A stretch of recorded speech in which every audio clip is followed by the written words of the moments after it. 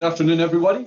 My name is Paul Donaher, and I'm responsible for client services here at Radius. And thanks to all of you for attending today's webinar, which will be on the topic of optimizing respondent quality in survey research. The webinar today is a discussion between Mike Patterson, who is Chief Research Officer here at Radius, and Georgeanna Liu, who is Head of Global Market Research and Insights at AMD. As always, the webinar today will last for a maximum of 45 minutes. You can type a question on the screen if you have one, if you'd like to ask Georgeanna and Mike a question, that is. And of the 45 minutes allotted, the discussion should last for around 30 minutes or so, and so we should have some time for Q&A at the end when I will pick the questions that are in there and ask them. By way of introduction, today's webinar, among other topics you'll come away with an enhanced understanding of, is methods to use and questions to ask to ensure that the respondents completing the survey are qualified, strategies for finding representative target populations to ensure results are generalizable, types of questions to ask in order to keep respondents engaged and obtain quality data, and also approaches that minimize bias in the results that you get. So as an introduction to today's speakers, Mike Patterson is Chief Research Officer here at Radius. Mike actually built his own business before merging that in to be part of the Radius family. Mike lives in Texas. He loves the game of golf when he's not developing advanced techniques for us to use here at Radius. And to Georgeanna. Georgeanna manages all of AMD's global primary research programs, and she supports various product lines and business functions globally. The insights generated from the research studies are widely adopted to inform product planning, branding, messaging, go-to-market execution, and partnership development. Georgeanna loves to travel, and one of her favorite things to do is to sample different flavors of Kit Kats, Oreos, and Lay's chips from around different parts of the world. I have to ask Georgeanna, where is your favorite Kit Kat from? Do you have a favorite Kit Kat? I don't have a favorite one, but I do have a most surprising one, which is when we were in Japan, we picked up some sake flavored Kit Kat. Sake flavored Kit Kat. Folks, you heard it here first. Well, thanks very much for being part of this webinar today, Georgeanna. We appreciate it. And so with those brief introductions, Mike will take it from here. Yep. All right, thanks, Paul. So Georgeanna, just to get us kicked off, would you give us just a high-level overview of yourself, the role that you play at AMD, and then the types of research that you get involved in?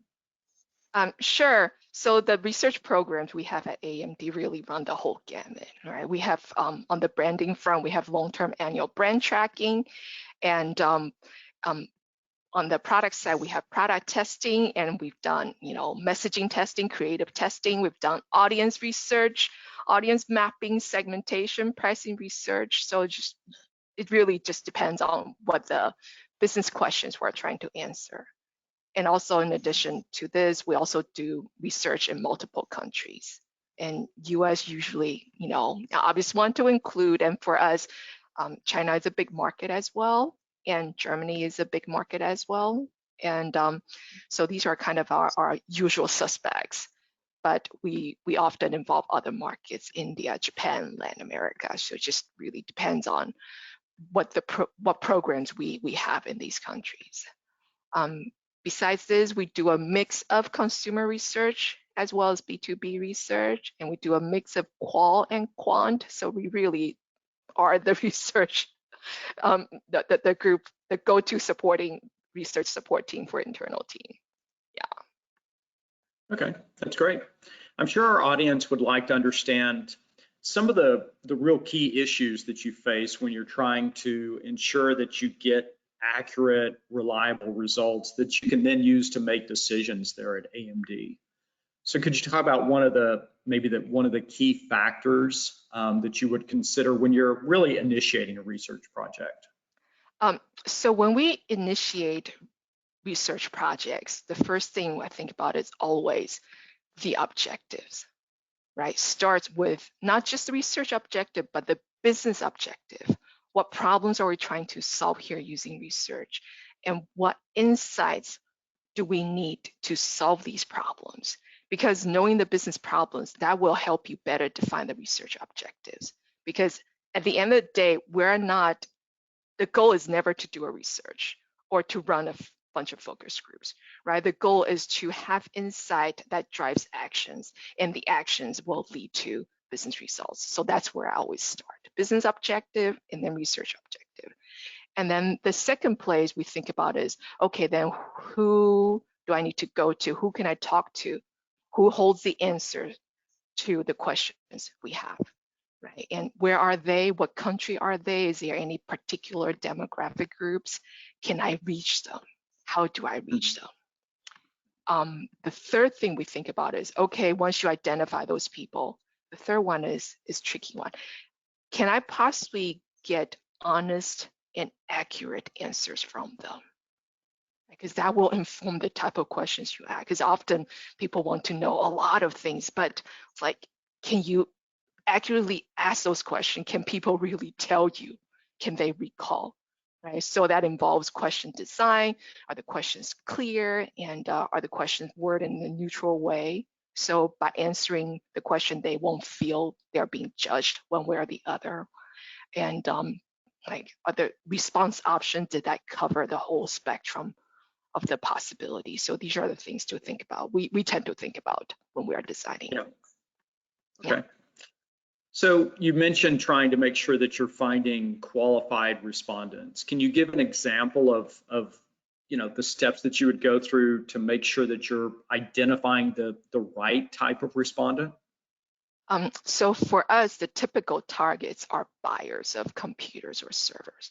So then you're talking about consumers buying PCs or business buyers, IT buyers for PCs or servers, right? These are generally easy to target using third-party panels.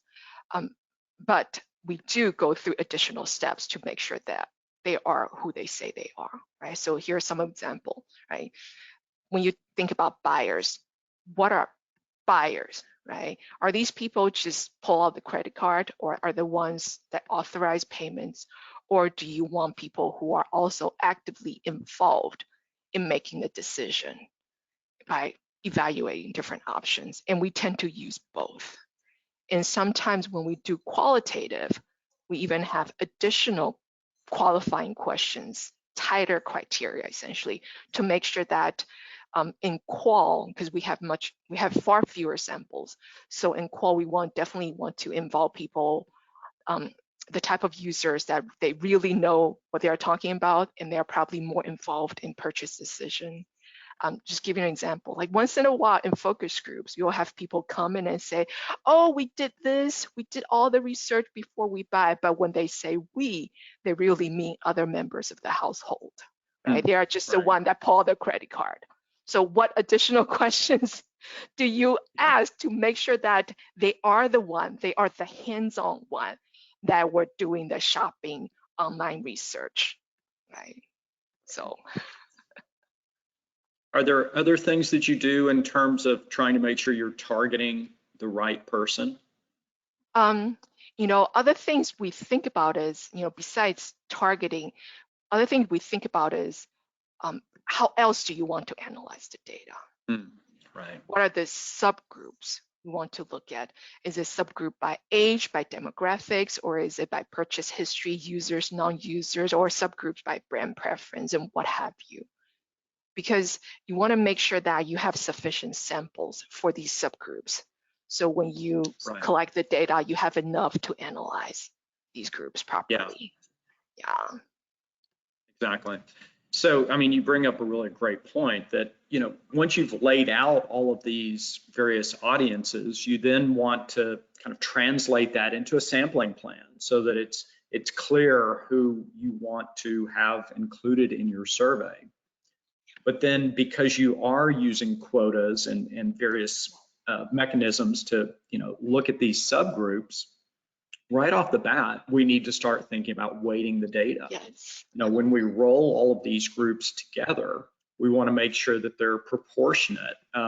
to their size in the population. And so one of the things that I'm always cognizant of is when we're weighting the data, I want those weights to be kind of light weights, that is not too extreme. So I don't want some respondents, for example, to have a weight of say 0.2, so a small weight, and then others to have a larger weight, like a weight of 10, because that's you're weighting some people up far too much and weighting down people too much. So I like to look at that ratio, the kind of the smallest to the largest weight, and have maybe a ratio of 5 or something. Does that make sense? Yeah, that makes perfect sense. And I just remember, Mike, you're the one that taught me weighting, because I remember we were doing a study. We're trying to get samples, and I forgot what dimension we were looking at.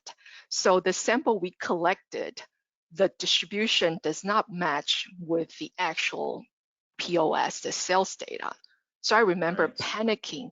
Numbers, the distribution don't match, but you're the one that introduced, hey, we can weigh the data according to the actual sales distribution. And that has become something we do almost all the time, especially for international studies that involve multiple countries, right? For countries that represent a bigger proportion of your sales or total available market, you probably want to weigh that country heavier than others. You don't want to just do a straight average across all the geos or across all the subsegments, because if you do that, you may end up underrepresenting some of the more, I guess, bigger market. Yeah, no, that's exactly right. I think that's a crucial point. So what are some other considerations that you have in order to make sure that you're getting good, accurate data? So you definitely want to make sure you do the best you can, that people are that you let in are who they say they are. Like, this is like basic research hygiene. And I remember earlier on in my career, getting asked during presentation, people are like, did you just send out random surveys like, the credit card surveys my wife gets all the time, right? What you don't want is spending majority of your presentation defending the data quality, right? So that's a hygiene. It's very important, especially with B2B audience. The incentives are higher, so you have higher chances getting fraudulent respondents, right? So you really want to make sure that people are qualified. So to do that, I mean, there are a couple of steps we take is, that's something definitely you want to work very closely with your research agency. And often they are the ones that work with third-party panel partners, right? So making sure that these are high quality panels and making sure that they don't use river sampling. Again, this is something I learned from Mike and Susan a few years ago. So river sampling, essentially, it's the equivalent of standing at the intersection of at the corner of the streets with a sandwich board, inviting people to take surveys. And we really don't know who's gonna show up. And where you stand makes a big difference on who you invite. Right? So online version of that is similar to the idea. People may put up web banners on different websites to invite people to take surveys. And where the banners go and what people are doing when they see the banner largely influences who you're inviting, and you have no control of that. And that just makes quality control much, much more difficult, and increases the chance of getting non-qualified respondents. Right? So that's, no, exactly. Yeah, so that's, and then there are other things you can do in terms of quality control, in terms of design of your screener, right? So some of the ideas like making sure the right answers are not always obvious. If you want to target people who have made a purchase in the past 12 years, show them different options of past purchase, 6 months, 12 months, 18 months, or 2 years, right? And sometimes we even include quiz or test type of questions in there with absolute right or wrong answers mixed together. And sometimes we may even include ghost brands or decoy answers. If someone that picks a brand that completely does not exist in your category, and that's a red flag right there, right? And that's an easy red flag. With B2B audience, we may also ask the same questions twice. And for example, job title, that's an easy one to fake, right? Ask them once in the beginning, once again at the end. Do the answers match? If not, again, that's another red flag.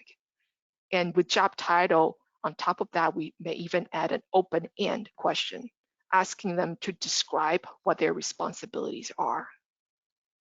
I want to spend a little bit of time talking about open ends. We're increasingly using that as a way to gauge respondents' fit for the study, because open ends can tell you a lot. For one, do their answers make sense, or is it just gobbledygook?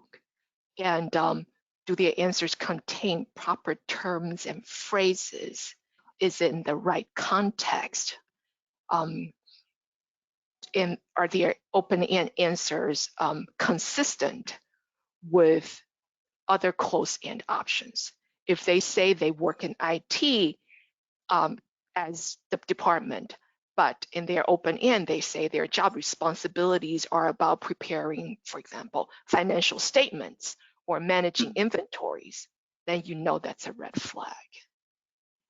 And that's an area I would encourage research practitioners to get really hands-on, because you know your audience, you know your product, you know the category, so you're a lot more sensitive to pick up any off smell, right? Because it's really a sniff test. And Right. in my experience, looking through the open ends, that also gave me idea other potential ways to enhance the screener, to make it easier to weed out non-qualified respondents. So these are just things that I look for. And I know, Mike, you and your team, you have a whole other host of things that you guys look for that I don't even get involved in. Yeah, no, that's right. I mean, I do think that all of those are critical things, to make sure we're getting qualified respondents. But there are things, I mean, as you're pointing out, that we have different checks that will include both, during data collection as well as after data collection. Some of them are, everyone's doing, right? So we're going to look at the survey completion time, and we're going to remove people that are speeders, that have completed the survey too quickly. In some cases, we may stay in field longer, especially with these more difficult to reach audiences, to make sure that we're really getting a better, more diverse set of respondents. And you mentioned the open ends. I think open ends have really just become, crucial to include, and making sure that you're getting quality open ends, as you were saying, but then also, looking to see, are there respondents in here, and we've seen this often, where you'll see kind of an identical or just a very similar open end, and it's clear that that's someone that's trying to game the system to get those higher incentive B2B incentives, as you were talking about. And then we're also going to look at straight line responses, inconsistent responses across questions, things like that. So anything that you'd like to add there? The other thing I would add is, you want to clean out the data as you go, right? So right. as you're collecting, you want to replace the bad samples, and that will give you opportunity to replace. That will give you also the opportunity to tweak your screener quickly, right? So if you wait until the very end to clean the data, you may realize, well, I have to throw out 20% and I don't have time to replace. And also, that will be a lot more records that you have to read through, right? And that's something you want to do, and you may want to ask your research agency, because different agencies have different practices, and some do it more frequently than others. So that's just something you want to discuss up front. Yeah, I think that's a great point. When we're in field, we're literally looking at the data, if not every day, say every other day, and going record by record to make sure that the respondents that we have in our data set, in our sample, qualified respondents. Yeah.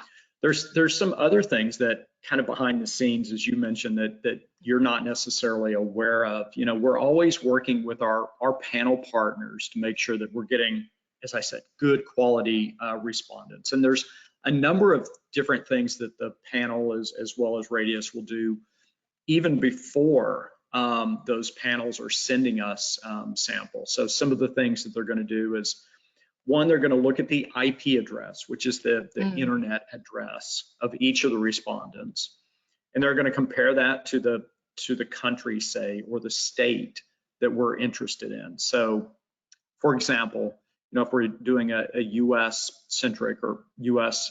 Looking for respondents in the U.S., well, I want to see that those IP addresses originate from the U.S. and not some other country. Yes. Or we're targeting certain states, we're able to make sure that the respondents that we're looking for come from those states. Right.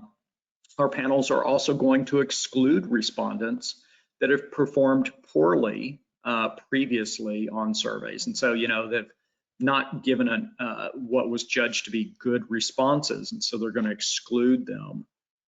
And then we also encourage our panel partners to work with other third-party vendors, so companies like Relevant ID, Research Defender, and these companies have algorithms that allow them to essentially develop a fraud profile for each of the respondents. And that's going to help us weed out those bots and individual, or I guess companies, clients, things like that aren't real people. So they're just computers.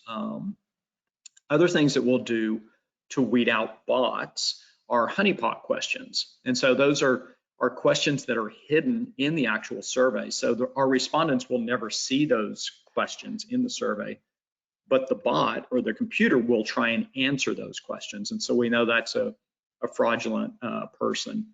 And then finally, we'll also include Captura or these Turing test questions. That helps us weed out bots. So, there's just a whole host of things that we're doing always, and vendors should be doing to make sure that we're getting real qualified respondents. And I think at the end of the day, it's important, as we do with you, to work kind of hand in glove with your panel partner, and work with your research agency, as you were saying, to make sure that you're coming up with a solid screener, identifying those list of disqualifying criteria. Yes. And some of those disqualifying criteria, you'll terminate the respondents immediately. So, for example, the IP address. But in other cases, what we're going to do is we're going to have a list of criteria, and we're going to essentially count up the number of red flags, so number of times that they answer something in a disqualifying fashion. Yeah. And if they exceed a certain number, say 3 or so, we're going to exclude that respondent. So there's just a lot of things that we have to do. So kind of switching gears a little bit, are there certain things that you do in the actual survey itself to make sure that you're getting quality data, or really kind of minimizing bias? Right. So now what we're talking about, the importance of asking the questions about getting honest and accurate feedback. Right. And right. I think you always have to worry about, I won't say worry, because my kids always say, oh, Mom, you worry too much. But I think it's things you want to consider, you want to be conscious of, right? I'm just going to rattle off some of the examples and ideas. Right? You want to keep the question wording neutral. Instead of asking, why don't you shop at this store? Or why don't you consider this brand? Maybe ask in a way like, what are the reasons that may lead you to shop at this store? Or what are the reasons that may lead you to do that? So it's more neutral. And also have a range of possible response options, plus don't know or others, because you never know if you are able to capture all the possibility. If you don't, you want to give people a way out, so they aren't forced to select what you provide, and then that may skew the results. And sometimes populating those response options can get tricky, right? Especially for audience or topic that we've never done research. So sometimes we would do some qual study prior to that to help us identify those possible response options. Or sometimes you can talk to your colleagues and friends and families. Like I talked to my kid, he's a gamer, right? So that's a handy way. Or sometimes just do a Google research, and now you can even use ChatGPT to populate those response options, right? So these are just some ideas. I want to make sure ChatGPT is thrown into any conversations I'm having this week. Also, you want to make sure that the scale is balanced. I think we've all probably seen or heard those political polling questions, like how likely are you to vote for candidate X? And then the response options were extremely likely, very likely, likely. And it was that. Right. Also, I did not write that survey question. Right? And also, you want to make sure like the questions are clear and easy to answer. There's no jargon, there's no special terminology. They don't need to have a double-E degree to take your survey. Okay? If you're not sure, provide a description or send a picture. Here's an example. Like we do research with different types of computer, and there's one type of computer that's called all-in-one. Some of you may or may not know. Right, that's essentially a desktop component, but all the inner workings of the computer sit behind your monitor or your screen. So you don't have a separate box sitting on underneath your desktop. And we call that all-in-one, but obviously we can't assume everyone know what that is. So we show a picture and plus some description, right? Another thing to think about is make sure that the questions are actually possible to answer. So what do I mean by that? So here's an example. Like buyer journey has been a very hot topic recently.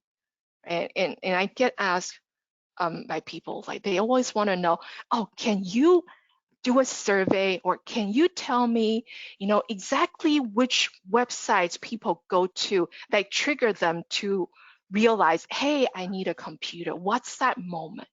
What websites did they go to? What did they look for during the awareness phase versus what websites did they go to during the consideration phase? And my question has always been, do you really think people can accurately recall? Right? Is survey the best way to get to that? Right? So maybe there are other methodology we should explore. And then the last one, just like do a pretest with your colleagues, with people who are not intimately involved. And I know Radius IT team has done quite a bit pretest for us, right? We're talking to IT, but does that make sense to IT people, right? So there's just some example just help you spot any potential risks and ways to improve. Yeah, no, I think those are great. And in terms of minimizing bias, one of the things that we'll often do, especially with kind of these really hard to reach audiences, not with consumer, but low incidence audiences, is to use a mixed methodology approach. And so that's where we'll collect data both using panels, so online sample, as well as doing telephone interviews or maybe a phone to web recruit. And again, that's just going to help minimize that bias, expand your population, and give you a much richer and better set of respondents. Yes, definitely. So we've touched on a number of different topics. So defining the appropriate population, making sure that we have good respondents, minimizing, as we were just talking about, survey bias. Are there other things that say keep you up at night that you have concerns about? Another thing I feel like we have to think about more and more lately is respondent fatigue. Because I noticed during the pandemic, it has taken longer and longer to hit the number of quota we want. And I see that across the board, right? With consumers, with B2B. I mean, that really forces us to think about, are we designing questions for us? I mean, what's an if for them? Are we also providing a positive experience for them, right? So that's something you want to pay attention to, like to make sure that the survey experience is positive, it's engaging, and then that way they are more likely to give you accurate, honest, and also thoughtful responses, right? So on that front, the things we pay attention to is length. First thing, is the survey too long? And that's always a struggle. Like internally, sometimes when people hear, oh, you're doing survey, you're paying for it, hey, can I throw in some questions? And you end up with the kitchen sink with all the topics that may or may not be relevant, right? That's just a tendency. And I don't blame anybody, right? I would do that. But I think this is when it's really important to have very clear research objectives up front, right? Are we asking questions that are relevant to what we set out to answer? And that makes it easier to justify when you have to custom questions, right? These are nice to have or versus these are must to have, right? So length is one. Another one is question flow, right? Does the question flow make sense? Are the questions jumping around? Like you probably want to group similar questions together. So they're in the mode answering, for example, their social media activity. And that's where you want to ask questions about YouTube, Instagram, and Facebook, what have you, instead of jumping around. And that makes it difficult for them. And then another thing we started doing more and more, just gamify, questionnaire gamification, just change things up. Right? Some questions multiple choice, some question grid, some questions points allocation. In points allocation, maybe you can do a slider scale if it's an allocation between two items, right? And then ranking, right? We all like ranking, but sometimes we do for a shorter list, you can do drag and drop, but when the list gets really long, you may want to use MaxDiv.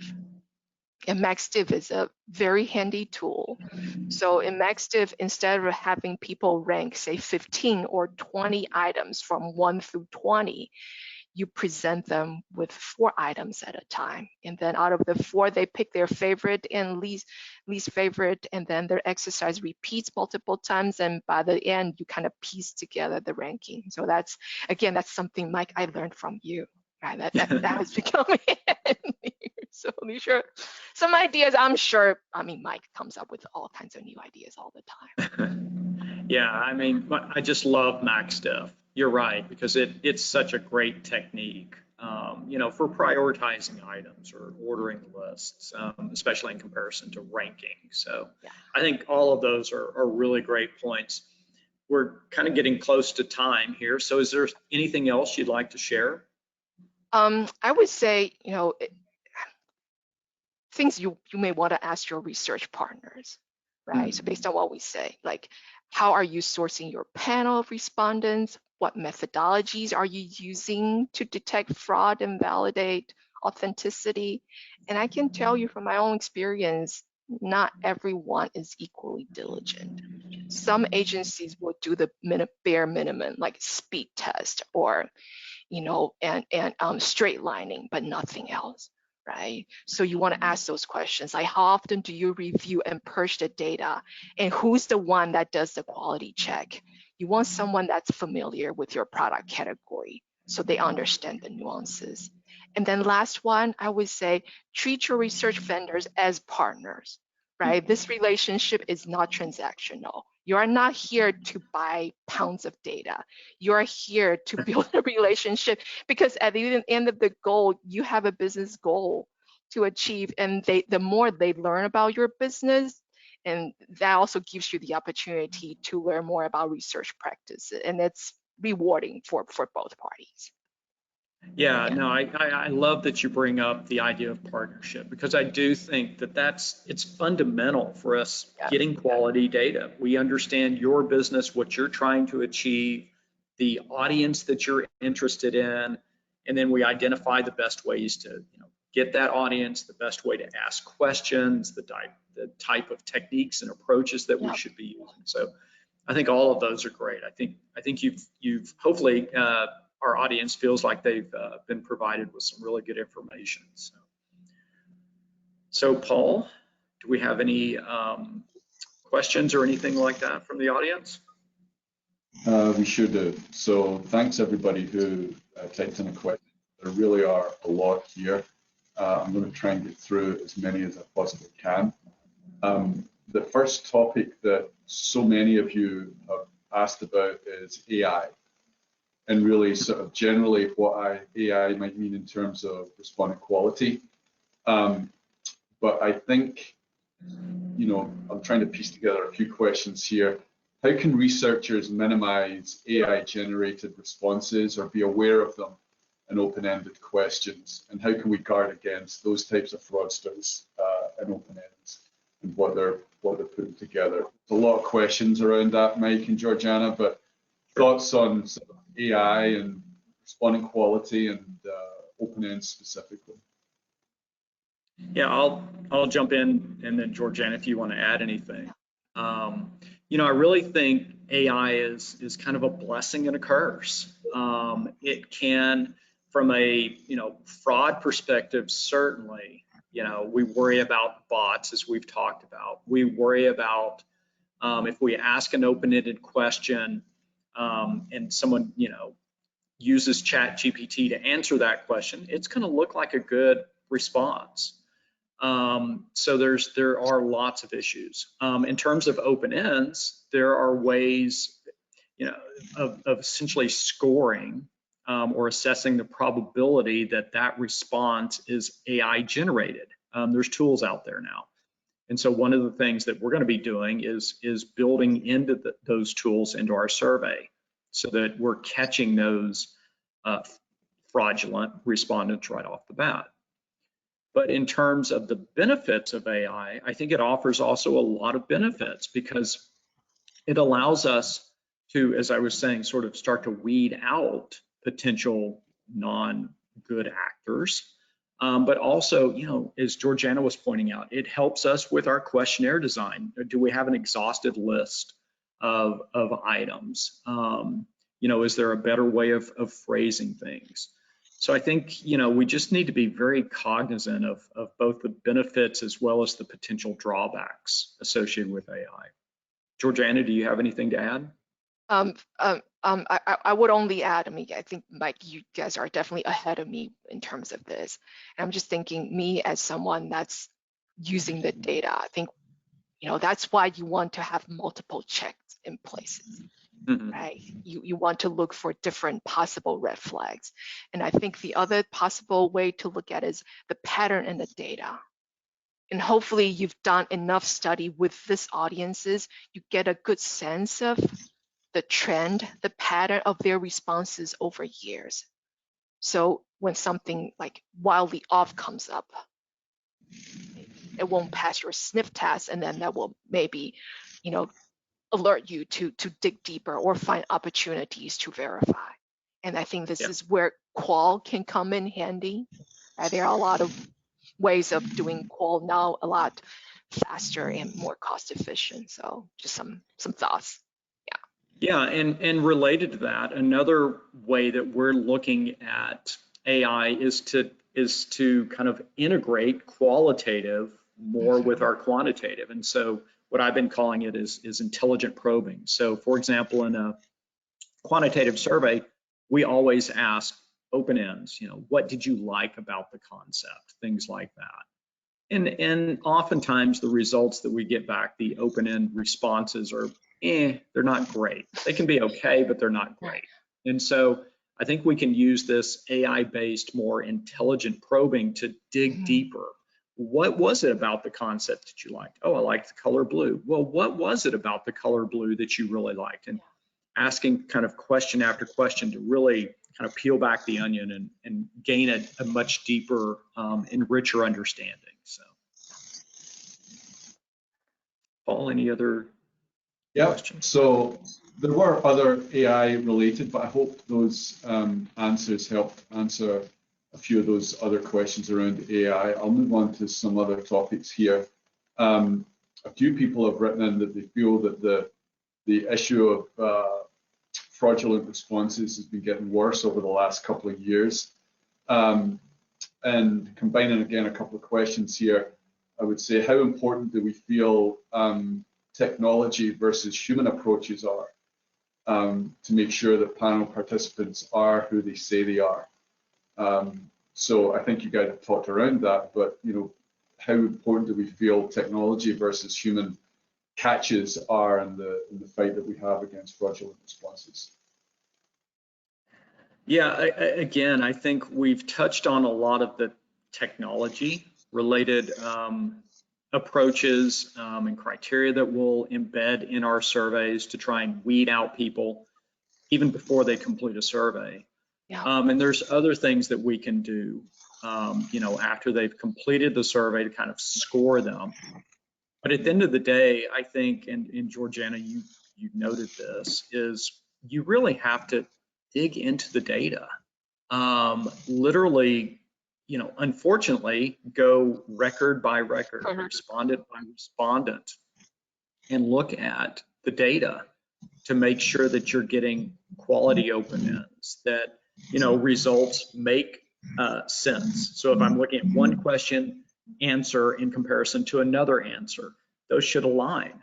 And so, unfortunately, I do think, there's still the onus on all of us as researchers to make sure that the respondents that we have in our data set are good quality respondents.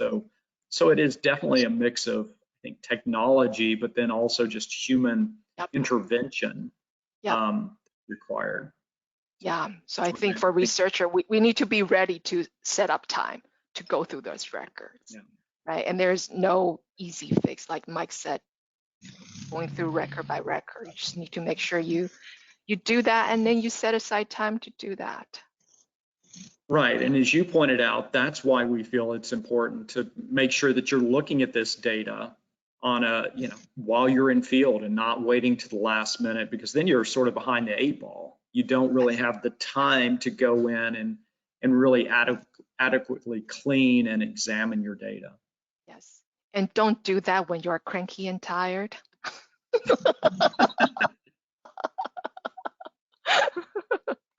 Right. Yeah, otherwise you'd throw everybody out, right? That's right, and I've done that. Probably time for another couple of questions here, folks. Sort of related to this, we've got one here. We've kind of talked about what goes on prior to a survey. There's a combination of questions here about good respondents that go bad during a survey, for example. They come in, they're who we want them to be, but then their attention span or whatever that might be goes away. Is there an ideal survey length, or what can we do to mitigate against good respondents going bad during the survey? Georgeanna, do you want to jump in? You want me to start off?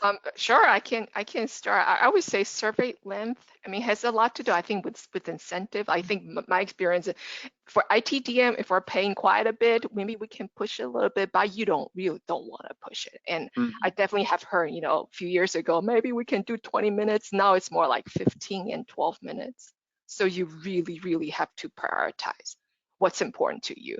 And also another way is, the way you design the survey questions, right? If you're worried about people getting tired, then make sure that the key questions you want get put in the front, right? And put like demographics, income, and education level, those questions put it towards the back. And we talked about, make that experience pleasant. And I know, Radius team, you always ask this at the end of every survey. It's like you ask for feedback from respondents, right? How the survey experience is like. All right, so Mike, I don't know if you have anything to add. Yeah, no, I think you're exactly right. And part of it is just making the survey engaging. As you were pointing out earlier, Georgeanna, really asking different types of questions and not just screen after screen of a monotonous sort of question after question sort of thing. Mixing it up, asking those more engaging types of questions. And then just encouraging the respondent, oh, you're doing a great job. We really appreciate the information that you're giving us and things like that. The other thing is to make the survey a little more interactive. And so, as I was saying, this intelligent probing, where you're really encouraging them to provide you with good information and having more of a conversation rather than just question after question after question. Yeah. So I do think there's a number of things that we can do.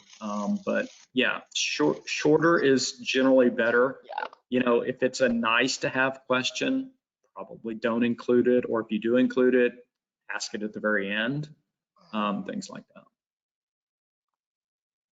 Good. Well, folks, I have 12:45 on my clock here. That was the 45 minutes that we had allocated for this. Thank you all for your questions. Apologies if I didn't get to one. And Georgiana, thank you so much. Mike, also thank you. And thanks everybody for attending. We will be sending out a link to this so that you can see it or share it with colleagues. And then we'll be back with another webinar probably in start of Q3. Thanks, All right. everybody. Thank you. Thanks. Bye. Thank you.